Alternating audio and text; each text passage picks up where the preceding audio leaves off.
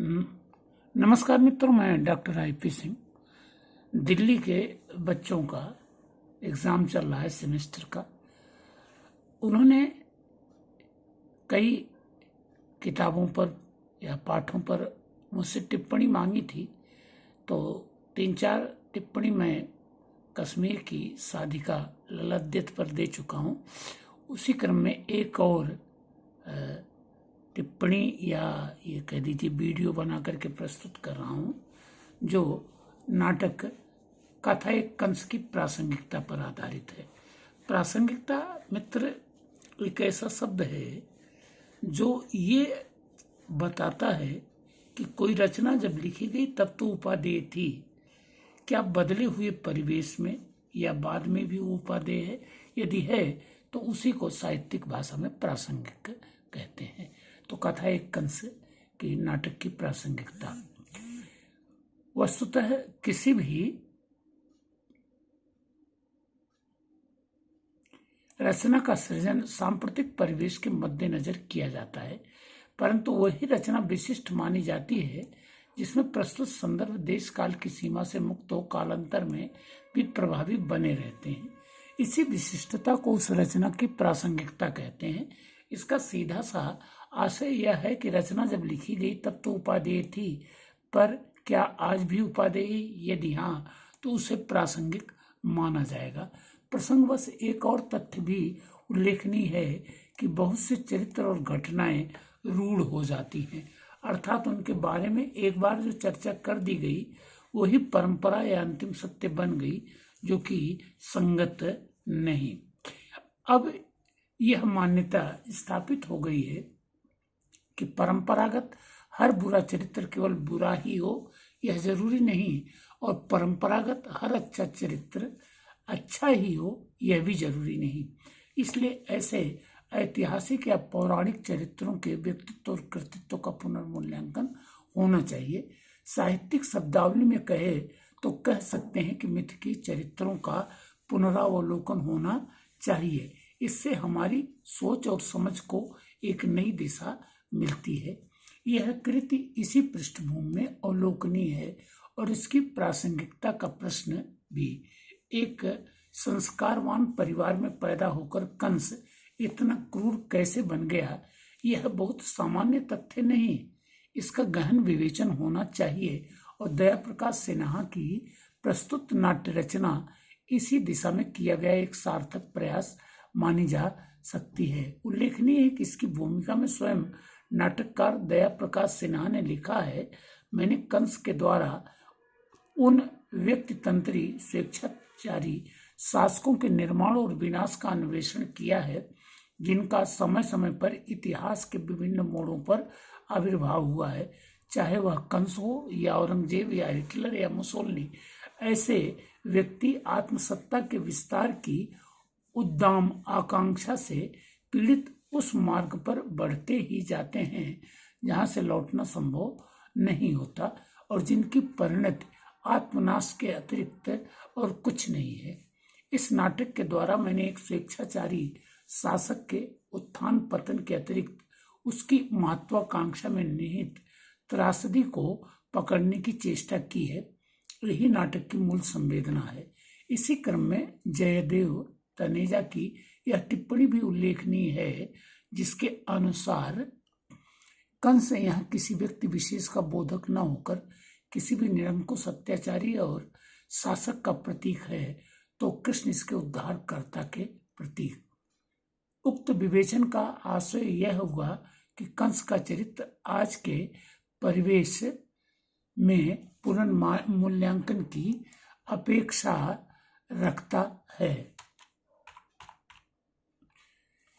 कृष्ण, कंस, देवकी, उग्रसेन, वसुदेव एक ही रक्त वंश के लोग हैं, फिर उनके आचरण में इतना बड़ा अंतराल क्यों? यही बताना इस नाटक का उद्देश्य है और इसीलिए यह प्रासंगिक भी उठता है। इसके लिए प्रभावी इसके कुछ प्रमुख बिंदुओं को इस प्रकार देखा जा सकता है। नंबर 1, किसी भी चरित्र के बारे में रूढ़ मान्यताओं का पुनरावलोकन। वस्तुतः हमारी भारतीय सभ्यता और संस्कृत की एक विसंगति यह है कि हम अंधधर्मी परंपरावादी बन गए हैं। एक सीमा तक यह असंगत भी नहीं, परंतु यह सर्वथा संगत भी नहीं। किसी विद्वान ने कुछ कहा और उसके उस कथन को स्वीकृति मिल गई तो हम पीढ़ी दर पीढ़ी उसी की लीक पीटते रहते हैं। यह नहीं देखते कि मान्यताएं क्या सर्वथा संगत हैं, और यदि नहीं तो इनकी पुनर्व्याख्या क्यों नहीं। रावण, कैकेयी, यशोधरा, उर्मिला प्रभृति चरित्रों की पुनर्चर्चा अब इसीलिए होने लगी है। नंबर 2, चरित्रों के निर्माण में परिजनों की विशिष्ट भूमिका होती है। किसी संगत या असंगत चरित्र का मूल्यांकन करके अंतिम निष्कर्ष की स्थापना करने से पूर्व यह भी देखा जाना चाहिए कि उस व्यक्ति के व्यक्तित्व में गुण या दुर्गुण का प्रादुर्भाव हुआ कैसे। इसके लिए अंधधर्मी बन उस व्यक्ति को उत्तरदायी ठहरा देना संगत नहीं। कंस का आचरण इसी पृष्ठभूमि में अवलोकनीय है।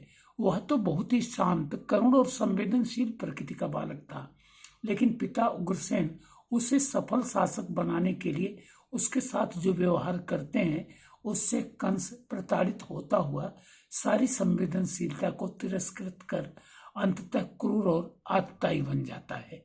इतना कि उसके लिए न कोई अपना होता न पराया। आज के बच्चों के साथ यही हो रहा है। माता पिता अपेक्षाओं अर्थात अंध महत्वाकांक्षाओं का उन पर इतना बोझ लाद देते हैं कि वे न दीन के रहते हैं न ईमान के, ठीक कंस की तरह। नंबर 3, अंध महत्वाकांक्षा व्यक्ति को अमानवीय बना देती है। वर्तमान युग भौतिकतावादी युग है, जिसमें लोगों की सोच बन गई है खाओ पियो और मौज करो, साथ ही दिखावा भी। यही कारण है कि हर कोई जितना विशिष्ट है उससे ज्यादा विशिष्ट दिखना चाहता है और इसके लिए एन केन प्रकार कुछ भी करना चाहता है। धर्म अधर्म, संगत असंगत, इसमें और जोड़ लीजिए न्याय अन्याय, सुकर्म कुकर्म, सब करता हो। तो ऐसे में संबंधित के मन में स्थापित महत्वाकांक्षाएं अपनी पूर्ति के लिए मान्यताओं, मानव मूल्यों, रिश्तों सबका विस्मरण कर देता है। अंततः इसका परिणाम प्रायः उन्हीं परिजनों को भोगना पड़ता है जो इसके प्रणेता होते हैं। आज के इस सत्य को नाटककार ने कंस के माध्यम से प्रभावी ढंग से प्रस्तुत किया है। देवकी, वसुदेव, उग्रसेन जिस जेल में बंद हैं उनकी तुलना क्या आज के वृद्धाश्रम या अनाथालय से नहीं की जा सकती। भटकाव का अंत विनाशी होता है। मित्रों, जिसकी लाठी उसकी भैंस की कहावत यह सिद्ध करती है कि सत्य के बिना अस्तित्व की रक्षा संभव नहीं। किंतु भारतीय मनीषा ने इसके साथ ही अति सर्वत्र वर्जेत का उद्घोष भी किया है। कंस के आचरण में ये दोनों ही तथ्य स्थापित हुए। सफल शासक बनने के लिए पिता उग्रसेन ने उसे पौरुष संपन्न बनाने का जो उपक्रम किया, उससे कंस रचनाधर्मी कम, विध्वंसक अधिक बन गया। धीरे धीरे वो कठोर बनता चला गया और अंततः इतना कठोर बन गया कि उसके लिए सब पराये बनते चले गए। लेकिन संयम की भी एक सीमा होती है। उसके सहयोगी फिर उसका साथ छोड़ने लगे और अंततः अपने ही भांजे अर्थात कृष्ण के हाथों वह मारा गया। आज के परिवेश में स्थापित गैंगस्टर शब्द और तत्जन्य गतिविधियां इसी पृष्ठभूमि में उल्लेखनीय है, जिनका हस्र वही हो रहा है जो कंस और उसके सहकर्मियों का हुआ था। नंबर 5, संवेदनशीलता। कठोर से कठोर प्रायश्चित सहज ही कर लेती है। विसंगतियों की चर्चा करते हुए भी रचनाकार आस्थावादी है। वह स्वीकार करता है कि यदि इंसान के अंदर की संवेदनाएं जिंदा रहें तो वह उसके गलत कर्मों के लिए धिक्कारती अवश्य है। शायद गांधी जी ने इसी संदर्भ में कहा था, पाप से घृणा करो, पापी से नहीं। पूतना अर्थात स्वाति जिसको यहाँ कहा गया है को अंततः अपने कुकर्मों का ज्ञान होता है तो वह आत्महत्या कर लेती है और प्रद्योत प्रलंब आदि उसके सहयोगी होकर भी, माने कंस के सहयोगी होकर भी, अंततः उसके प्रति बिल्कुल निडर होकर बगावत कर देते हैं। कंस की पत्नी आस्ती का चरित्र भी इसी पृष्ठभूमि में उल्लेखनीय है।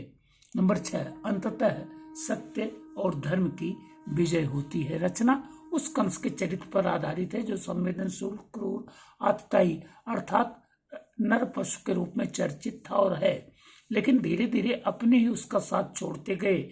यद्यपि अधिकांश को उसने बुरी तरह कुचल दिया है, और परंतु कहीं न कहीं वह भी भीतर ही भीतर भयभीत होता रहा है कि उसका अंत भी कभी न कभी ऐसे ही हो सकता है, और अंततः हुआ भी। और फिर उग्रसेन, वसुदेव, देवकी, कृष्ण आदि सभी के साथ न्याय हुआ। इस प्रकार 2 अंकों का यह नाटक यह संदेश देता है कि पाप और पापी कितने भी सशक्त हों, परंतु अंततः सत्य और धर्म की ही विजय होती है। अपनी इस प्रस्तुति में यह नाटक इसीलिए प्रासंगिक बन प्रस्तुत हुआ है क्योंकि समसामयिक विसंगतियों की चर्चा करने के साथ यह विश्वास दिलाता है कि अंततः सत्य और धर्म की ही विजय होती है।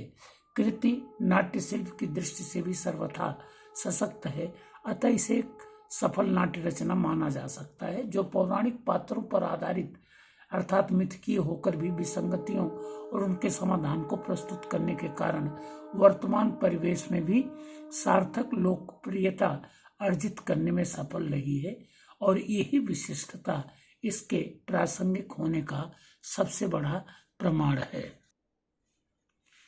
यह कृति हमें यह भी संदेश देती है कि हम अपने बच्चों को उग्रसेन की भांति इतना महत्वाकांक्षी न बना दें कि वे हमारे लिए ही